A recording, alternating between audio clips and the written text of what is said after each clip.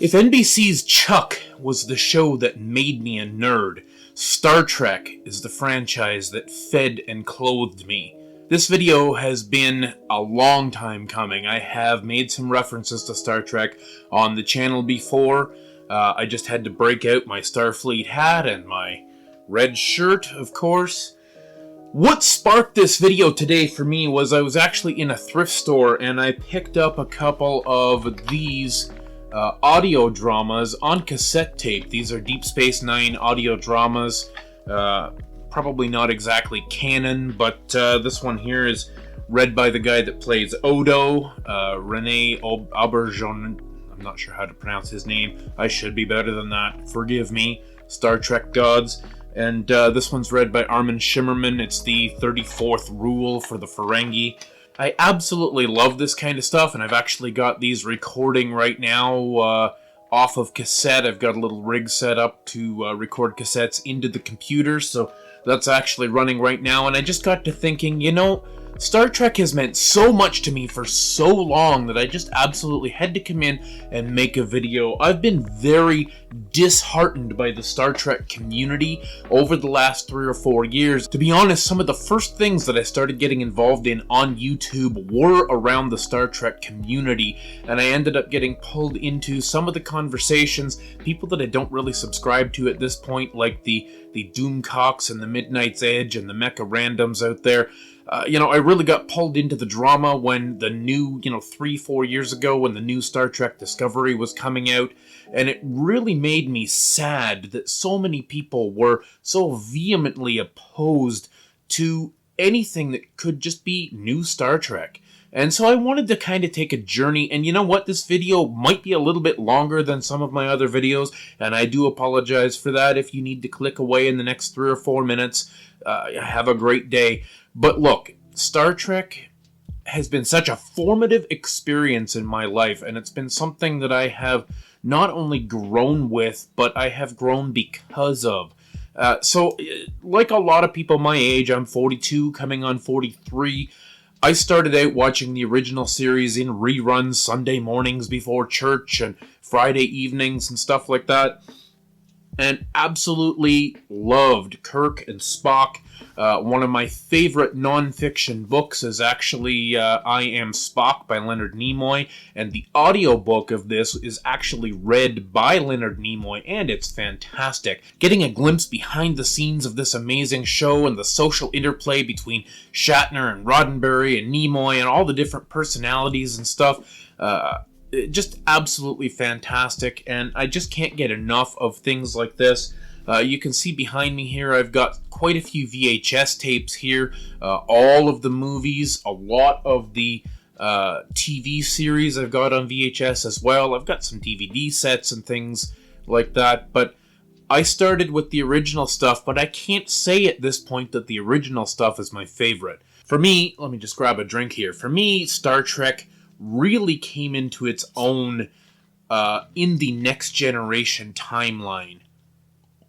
Captain Picard is definitely my captain of choice, but even Next Generation is not necessarily my series of choice. For me, my absolute favorite timeline in Star Trek is the Deep Space Nine and Voyager era.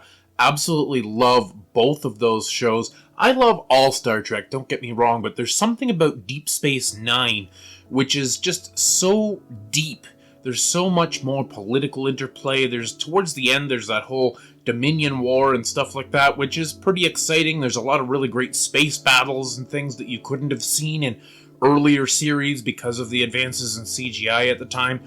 Deep Space Nine and Voyager were graphically groundbreaking at the time, and they still, for the most part, hold up today, sometimes even better than a lot of CGI special effects to this day. Deep Space Nine and Voyager just look fantastic, and I love everything about them. I really feel like this video is kind of rambling a little bit. I would like to kind of point it in the direction of where I want to go, which is talking about kind of the newer stuff, and I want to give you a framework of how I grew through Star Trek. I've recently, in the last 6 or 7 years, I've rewatched everything twice. So I've gone all the way through the original series, Next Generation, Deep Space Nine, Voyager, Enterprise, and then gotten into the new stuff.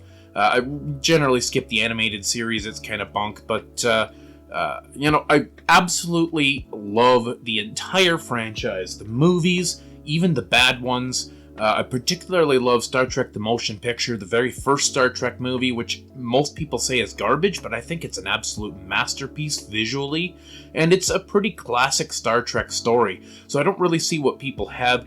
A lot of people claim that Wrath of Khan is the best Star Trek movie ever made. I personally don't like Ricardo Montalban, or whatever his name is there that plays Khan. Don't like him, don't like his performance, don't like the story.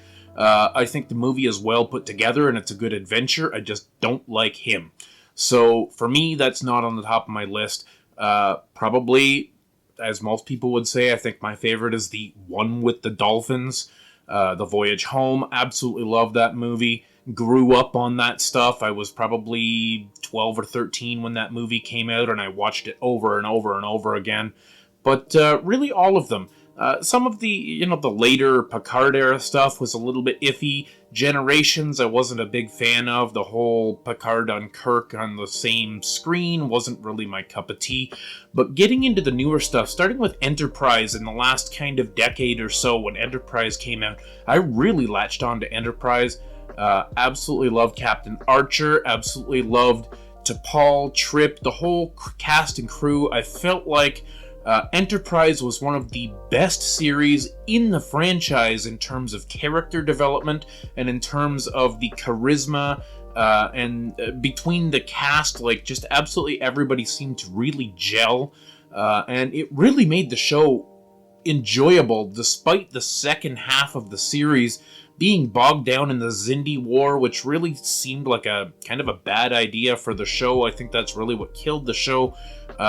Star Trek really needs to be pretty serialized. Now, I know the new stuff, getting into Discovery and stuff, of course, there's longer story arcs and stuff, but you gotta remember, they're only doing 10 to 12 or 13 episode seasons for Discovery, so it's a little bit more bite-sized, and also because it's being released on streaming platforms and a lot of people are actually binging it, it's a little easier to binge something like that than it was back in the day when you were waiting for an episode to come out on traditional TV and trying to keep up with complex storylines and stuff. But I do prefer the serialized kind of format of older Star Trek where you can just jump in, watch an episode, maybe it's a 2-parter at max or a 3-parter at ultra max, like, so you can really just kind of jump in, have a taste of what you love, and move on with your day. But this really brings me into the new modern era of Star Trek, and there has been so much controversy, just like in Hollywood in general. The last 6 or 7 years have just been controversy hell for everything that's come out. And I don't really want to get into the whole social justice warrior thing. I don't really have a strong position on either side of a lot of those debates, but for me, as long as you're telling good stories and entertaining me, I don't care what your agenda is. I don't care that there's transgender and lesbian and gay characters in Star Trek Discovery. To me, that just makes the story that much more vibrant, that much more interesting. There are new situations to discover, new characters to discover, new relationships to discover. Star Trek Discovery. And you know what? The first season was a bit rough. It was a shock. They did a lot of things that a lot of people didn't like, including me. But I soldiered through and I watched Star Trek Discovery Season 1. I would say it was amongst my worst Star Trek experiences. However, that being said, it was still Star Trek. And it was still better than not Star Trek, which is, to me, the best science fiction franchise of all time. So, Discovery Season 2... kind of towards halfway through Discovery Season 2, it really started to redeem itself. And by the time they moved it into that whole, Season 3 arc of being another 1,000 years in the future. That's really where the show started to find itself. Fans have always wanted Star Trek to carry on into the future. Enough with the reboots, enough with the prequels. Let's go. Now, I know a lot of fans wanted us, Star Trek to just pick up where Voyager left off, maybe 20 or 30 years in the future, with some existing characters coming back in a new role. That would be great. And honestly, Picard's doing a little bit of that. Star Trek Picard coming back kind of 20 or 30 years after TNG, 25, 30 years, whatever it is, after the Next Generation. And while my opinion on Picard is a bit mixed as well, I have faith that it's going to move in the right direction. But there's been some fantastic things that have happened. They have moved Star Trek in a fantastic direction as far as I'm concerned. Again, Star Trek is cutting edge. Being in the 31st century or whatever it is that they are now, 1,000 years, ahead of the original series timeline. There's so many new things to discover, and I am constantly... Star Trek is taking me places I've never been before. No pun intended there, but it's taking me places I have never been before in Discovery Season 3 with technology. Again, it is imposing a vision of the future that I hadn't thought of, with things like programmable matter. Boy, that was cool. The way they set up that CGI so that they could basically program matter digitally to form into anything they wanted it to, instead of actually having to build things with like rivets and screws and whatever. They just... and the matter just builds itself.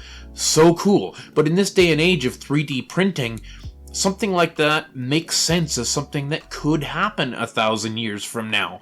So, that's really... Science fiction is supposed to tell stories about us, but frame it in a way that kind of blows our minds. And they've done that quite a few times in Discovery Season 3 and in Picard. I really love the way they're setting the scene, setting the technology, and telling the stories with believable, relatable characters and stuff. A lot of people didn't like that Craphy character in Star Trek Picard. A lot of people say, in Star Trek days, nobody has drug addictions, nobody smokes. But you know what? I've never really prescribed to that vision of Star Trek as being a complete utopia. Sure, maybe they've conquered disease, maybe they've conquered poverty, but there are still going to be people who don't want to fit in that mold. Humans are diverse, and I really like the idea of them showing people who are flawed, because too often, especially in the Next Generation, everybody was perfect little robots. Data was almost a parody of everyone else on the ship, because there was never any conflict, there was never any distrust, there was never any anger, almost never anyway, between the human members of the crew of the ship. So it's really great to see a little bit more humanity injected into new Trek. And don't even get me started... absolutely love Star Trek Lower Decks. I know this is aimed at a younger audience, but Lower Decks, again, injects that level of humanity where people are actually real. When you see the people walking up and down the halls with clipboards and stuff in Enterprise or Voyager, everybody is so hyper-focused and they're doing their job just perfectly with their little gadgets and gizmos, and nobody ever seems to have a life unless they go to 10 forward and have some kind of non-alcoholic synth drink or whatever. But in Lower Decks, people are real people. They're crazy. They have agendas. They have desires and dreams, and some of them buck the trends, some of them are rebellious, and some of them are socially awkward. And I really like the humanity that's presented in this animated show. And heck, it's funny, but it's full of all kinds of great Easter eggs, all kinds of guest performances and stuff. I'm really excited to see where Lower Decks is going in Season 2. We should see a Season 2 sometime in 2021, I hope. Keep fingers crossed. As far as Discovery Season 4, we're probably looking into 2022.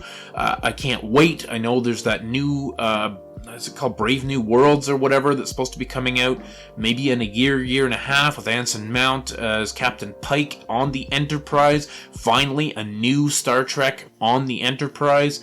So I am super excited, and I am 100% behind what they're doing at CBS Paramount right now with the Star Trek franchise. We've never seen so much Star Trek all at once, and I am grateful for it. And I wish that people could get behind something and just let it be what it is. No, it is not the Star Trek that you grew up with. No, it's not exactly the same. They've changed some of the technology, they've retconned a few things, but you know what? New Trek is more relevant to what we expect out of our science fiction today. You can't just duplicate something that's 30 years old and expect it to resonate with people the same way it did 30 years ago. Science fiction has to evolve with science fact. So, you know, all of these movies back here represent something that I love dearly. And I can go back and watch these movies as many times as I want. But if I'm going to get new Trek, I expect to get new ideas. I want to go where Trek has never gone before. And I really wish that people could understand that that is the footprint of good science fiction. It needs to break new ground. Socially, technologically, in every way it needs to break new ground. And I think they are doing that right now, if not perfectly. But anyways, guys, what do you think of Star Trek as a franchise? Where did you get your start in Star Trek if you're a fan? Have you been watching for 30 plus years like I have? Or is it something that you've just gotten into in the last little while, something you've discovered recently? Have you watched all of it? What was your favorite series? I would have to say, for me, I might do a ranking video. I've been wanting to do some of those tier maker videos for a while, so I think maybe in the next week or so, I'm going to do a ranking video and rank all Star Trek movies and TV shows. But I'm pretty sure that Deep Space Nine is going to be pretty high on the list, if not my kind of god tier. And I think Voyager and TNG are going to be kind of right there in that next tier. And, Discovery, now that we're into Season 3, it's going to be pretty high too. Picard, as I say, I had my issues with some of the character situations in Picard. I felt like, some of the characters felt kind of lifeless. I really do have faith that they're moving in the right direction with this, and I'm super excited to see Patrick Stewart on the screen in his iconic role again. He could just sit on the bridge and read the phone book, and I would be down for 13 episodes. So anyways, guys, let me know in the comments, what's your favorite Star Trek moment? What's your favorite Star Trek series? And I would absolutely love to carry on the discussion with you in the comments. If you're new around here, subscribe, hit the like button. It does help out a ton. You wouldn't believe how much it helps out. Thanks a lot, guys. Stay classy.